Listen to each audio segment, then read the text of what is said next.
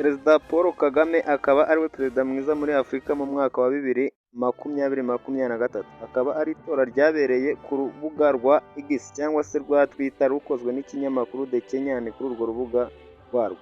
Ni itora ryitabiriwe n'abantu basaga 9,645. Kagame yagize 56% ahwanye n'ibihumbi 5,401.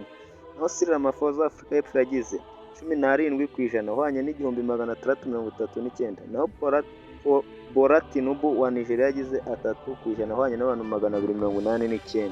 No muri 2022 iki kinyamakuru cy'inyani cyo muri Kenya nabwo cyakoresheje itora uwayobora EAC bibaye ngombwa, aho perezida w'u Rwanda Paul Kagame yagize 43%, naho William Ruto wa Kenya agira 34%, Samia Suluhu wa Tanzania agira 18%, naho Yoweri Kaguta Museveni agira 9%, uwo ni uwa Uganda. Muri uru rutonde ntihagaragaramo perezida w'igihangange General Abdel Fattah wa Misiri.